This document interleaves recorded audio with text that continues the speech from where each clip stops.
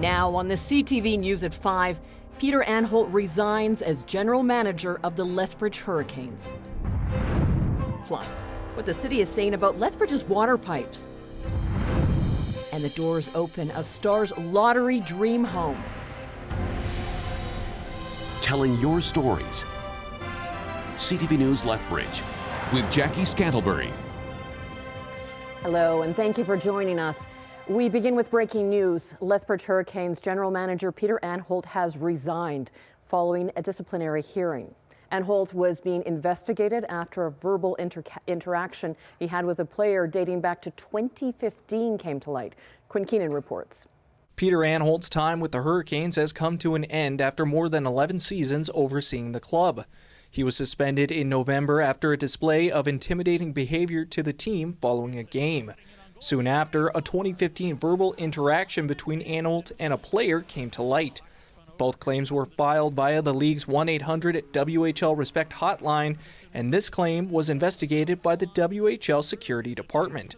The WHL deemed that incident fell outside the league's standards of conduct in regards to threatening and intimidating language. Despite his departure, Anholt has agreed to participate in counseling, which will be sponsored by the Hurricanes and WHL. Doug Paisley, president of the Hurricanes Board of Directors, released a statement saying it was mutually determined that this is the best path forward following the conclusion of the investigation. The claim alleged Anholt breached the WHL standard of conduct with respect to threatening and intimidating language. The Lethbridge Hurricanes will move forward with the highest commitment to fostering a positive player environment. The team has named Barclay Parnetta as interim general manager for the remainder of the season. Parnetta was hired as a senior advisor ahead of this season. Paisley showed support for Parnetta in a statement.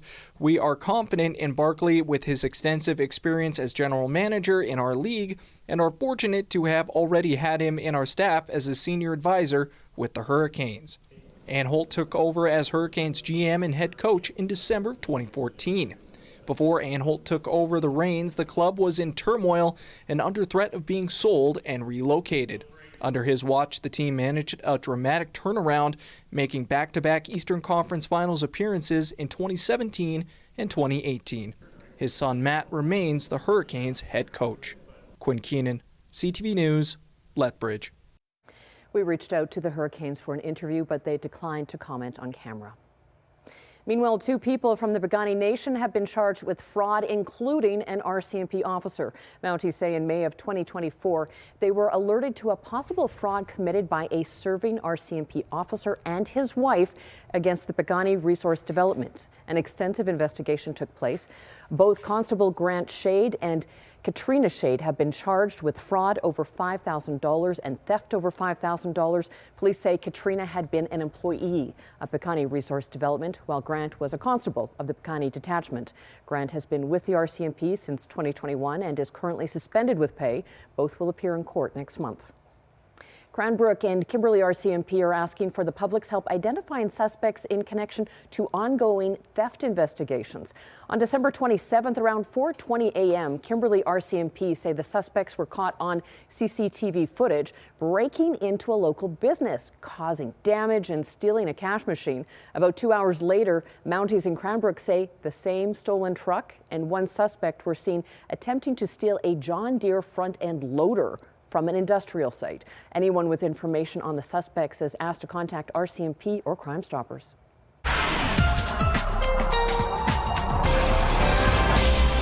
Let's bring in Danielle Savoni now to talk about the forecast. And Danielle, we could be seeing double-digit daytime highs in January this coming week thanks to the Chinook. Yeah, it's going to feel like we're in Florida.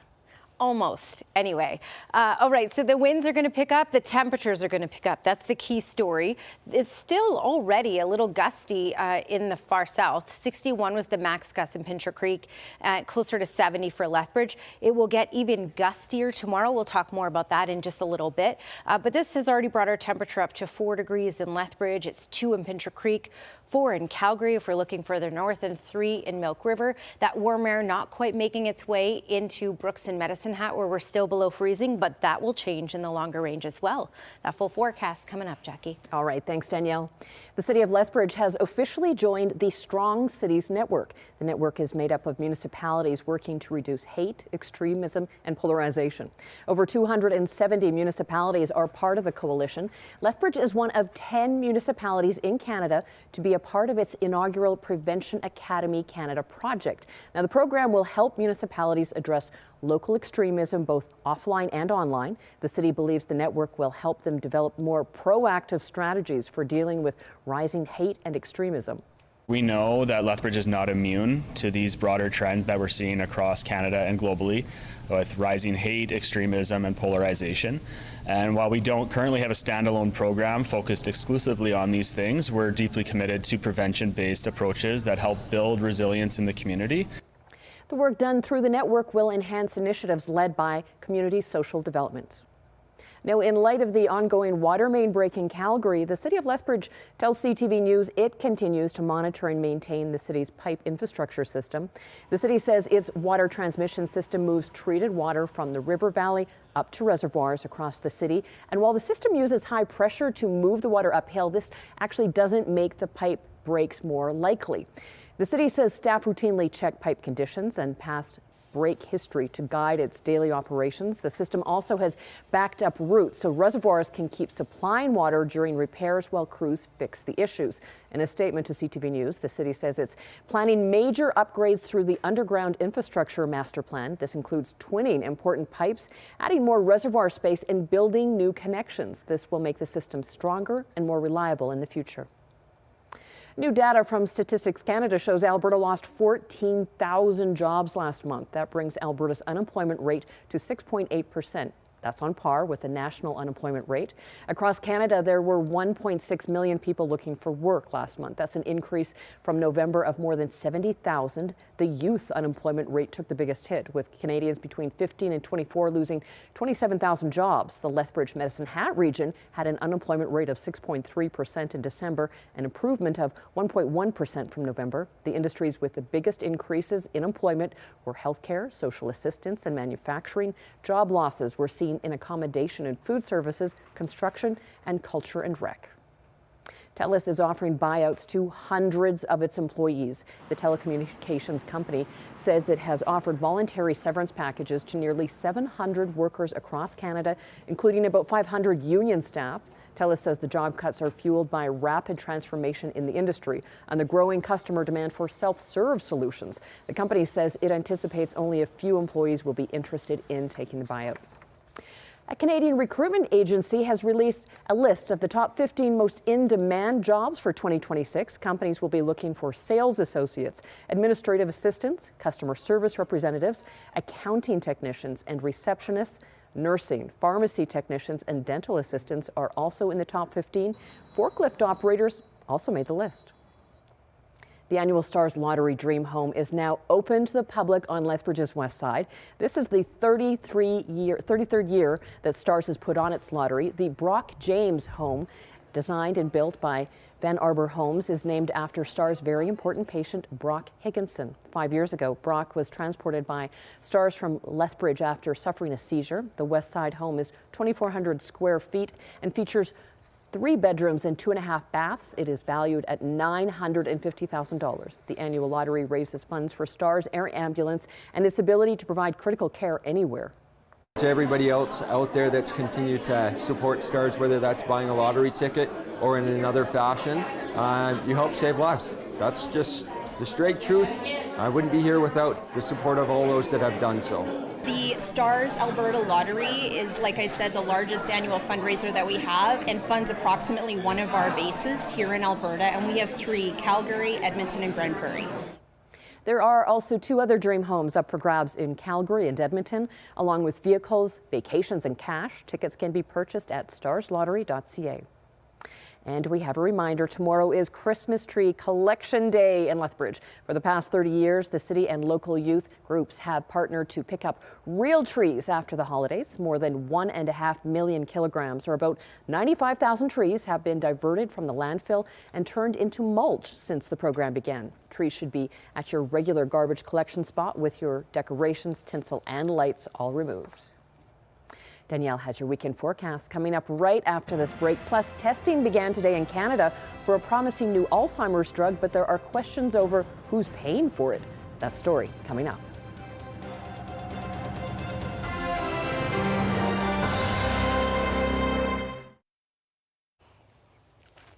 Here's your Skywatch weather camera on a lovely day. And if you like warmer temperatures and you can handle the wind, because that's going to be a key thing going forward here, well, then the next few days are for you, absolutely, because we have a lot of warmth on the way. The winds are going to pick up, though. As you know, that's the price we pay for warmer temperatures at this time of year. All right, so currently we're sitting at 4 degrees in Lethbridge, 1 in Pincher Creek, 2 in Milk River, and -4 for Medicine Hat. So you can see that warmer air hasn't quite made its way into the Medicine Hat area just yet. It will. Winds today, 61 was the max in Pincher Creek and closer to 70 in Lethbridge. And then Medicine Hat, we didn't have a gust register. So we have nothing carrying in that warm air to the Medicine Hat and Brooks area just yet. But that will start to kick in. So for tomorrow, the winds will be predominantly out of the west. You're looking at up to 90 km/h gusts in Pincher Creek. We may even see some wind warnings issued by Environment Climate Change Canada, because this is getting to the border of where the wind warning criteria starts to kick in. So for Pincher Creek areas, 100 km/h, and areas outside of that, it's 90 km/h gusts. That sparks the warning. So that may come up because we are looking at that borderline wind. It's very gusty for tomorrow, especially in that corridor, Pincher Creek over to Lethbridge. And for Medicine Hat, 40 km/h, yeah, that's windy. Okay, radar and satellite imagery showing you just some cloud cover, so mainly cloudy skies in most communities right now. We'll see some sunny periods tomorrow, but also some cloudy periods as well as we head forward here. And then we'll get that Chinook arch really building in as well as we head through the weekend because of those winds out of the west. We may even see a couple isolated showers Sunday around the Lethbridge area and south. This is around 11:30 in the morning. It will be very short-lived if we get it at all, very light, and then quickly out of the way. So a brief event if it happens. All right, and then that's really nothing else to talk about with regards to any sort of active weather. It's really just the wind and the warmth. East Kootenay area, -8 tonight. Clouds will clear out, so that will allow things to get even colder without the blanket of the clouds to hold in the heat. So wind chill of -14 to kick off the day tomorrow, but by the afternoon, we should get to +4 with a mix of sun and cloud. Crow's Nest past 70 km/h gusts this evening, likely even carrying through the overnight hours and then kicking up to at least 90 for tomorrow. But that will bring our high to 7 degrees for tomorrow with that mix of sun and cloud. For Medicine Hat, the temp will actually rise while we're sleeping. So an evening low will be -3 and then overnight will start to climb. So by the morning hours, the temperature will be +2. And while that says -2, we are looking at warmer temperatures in the afternoon. We're looking at about 4 degrees for a daytime high there.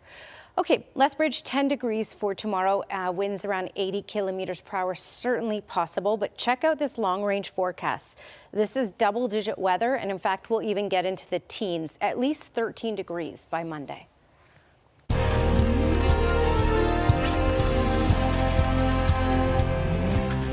A new Alzheimer's drug first approved for use in Canada back in September is giving patients a glimmer of hope against the disease. Today in Toronto, the first Canadian was infused with the drug, but so far there is no coverage for the cost in Canada. CTV's Adrienne Gobriel with more on the promise and the cost for patients. It's starting right now. With the press of a button, the miracle that is modern medical science goes to work. I say to anybody who needs this procedure that if they can get it, get it. Sharon Runge began experiencing mild memory loss about 4 years ago. Probably in the last year or so, the diagnosis of Alzheimer's has been made. The Runge family have been waiting for Health Canada to approve this drug that will gift them life's most valuable commodity, time. It's a historic moment for people living with Alzheimer's disease and their families in Canada. Today marked the first ever infusion of lecanemab in Canadian history, administered by neurologist Dr. Sarah Mitchell. It's a monoclonal antibody. It goes in and it basically removes the bad plaques from the brain. It slows down the progression of the disease by about 30%. Canada is the last of the G7 nations to approve lecanemab. As of today, it still isn't covered by any province, and that comes at a cost. $32,000 Canadian, and that is per year. We are hoping that we can have equal access for all Canadians to this drug, and that requires government support. Any future funding of the drug has received some public pushback.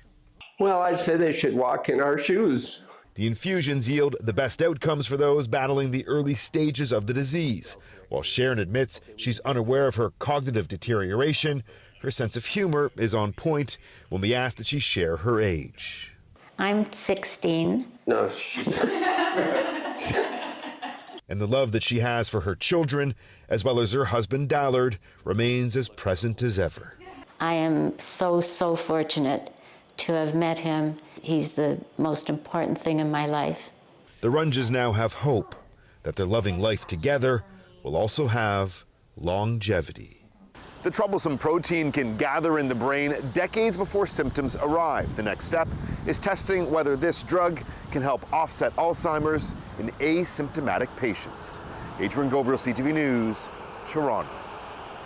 Still ahead on the CTV News at 5. Building a backyard rink is a Canadian tradition, but one Ontario man is taking it to new heights.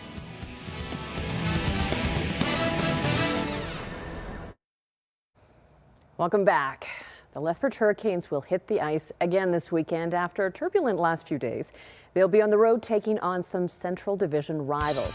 Tomorrow, it's another edition of the Highway 3 rivalry as the Canes take on the Medicine Hat Tigers.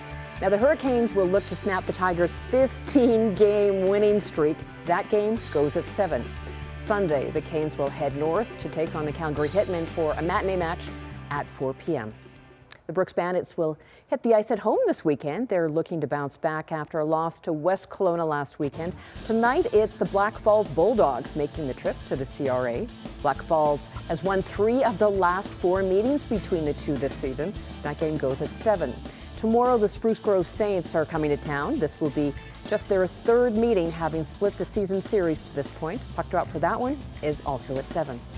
The Cranbrook Bucks, meanwhile, will be on the road this weekend. Tonight, they'll play a fellow bottom dweller in the division, the Vernon Vipers. That happens at 7. Then they'll round out the weekend tomorrow at 6 against the Salmon Arm Silverbacks. Well, the Pronghorns and Kodiaks are back in action after their holiday breaks. The U of L basketball teams open the back half of the season at home. Tonight, the women play at the McEwen Griffins at 6, followed by the men at 8. Tomorrow will be the same matchups with earlier starts. The women play at 5, the men at 7. The Kodiaks basketball teams are also at home against the St. Mary's University Lightning. The women play tomorrow at 6, and the men tip off at 8. Now, building a backyard rink is a pretty Canadian tradition, but an Ontario man is taking it to new heights. He's built an indoor ice rink in the 2nd-story loft of his barn. CTV's Peter Splurzing has that story. It's not your typical homemade ice rink. John Ryan built this in the 2nd-story loft of his Perth, Ontario barn. If you know me, I'm a pack rat and the first floor is full. There's no room. That's right. Ground floor is for storage. Upstairs for fun. It's fun and it's helpful. Keep the stick tight against your skate. Originally built for his children years ago. Now his grandchildren get to enjoy skating close to home. Like, mostly every day. Like when I come home from school. Because when I'm bored, I can just come here. Do you have fun here? It's great for the kids. They're able to come and skate at Nana and Papa's anytime they want. It helps them practice their skills for hockey. He says the structure is sturdy, designed to hold the weight of bales of hay. He tried the traditional outdoor rink first, but that wasn't his thing. Laziness. I'm tired of packing the snow down and watering stuff like this. This, once you've got it in, my son and I think 4 hours, we had it ready to go. Throw the hose in it and walk away. Of course, he added boards, lights. Taylor, are you ready for some more hockey? and a staircase to make getting up and down easier. Ryan's been doing this for 16 years now, and even though it is indoors, it's still very weather dependent. You take the pucks and the nets off and let it puddle up. Once she gets hard, she's good to go again. With hopefully many seasons to look forward to. Well, my grandkids now live behind me, and my son has got a baby on the way, so we'll be doing it till we can't do it anymore. Peter Spurman, CTV News, Perth. The Calgary Stampeders are mourning the loss of alumnus Jim Furlong. He played with the Stamps from 1962 to 1974. Born in Winnipeg, Furlong was raised in Lethbridge and joined the Stamps after playing at the University of Tulsa.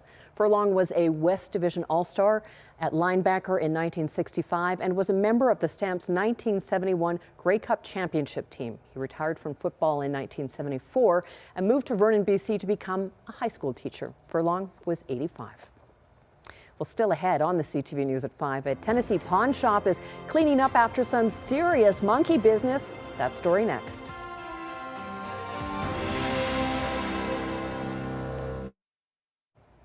The owner of a Tennessee pawn shop thought she had seen every kind of monkey business after 5 decades in the store. That is until a recent break-in. NBC's Ellis Rold reports.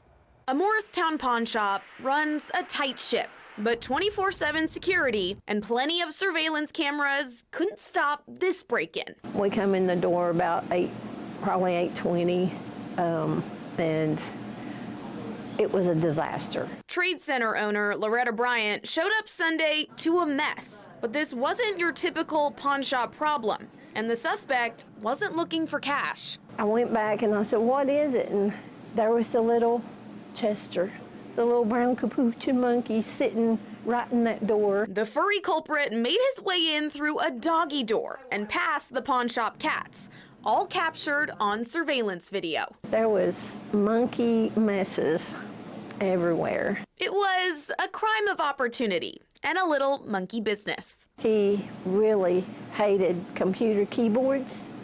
There was 3 computer keyboards just bashed. The keys were laying in the floor. In a store full of instruments, it was a jam session no one signed up for. There was bags of potato chips busted from our crackers. I watched him open a pack of crackers and eat some. Even the best detectives have to wonder. What are they thinking about? I don't know. After 5 decades, something a pawn shop's never seen. In my wildest dream, could not have dreamt that. A smash and grab without the grab, but this hometown store is now back to normal. It's just a great place to live. Even with monkeys. Even with monkeys, right. Now, the monkey was caught by authorities who believe that he was stolen from a farm in Alabama. No word on how the monkey escaped his captors and then made it to the pawn shop. Thank you for sharing this time with us. Now, here's the early edition of the CTV National News.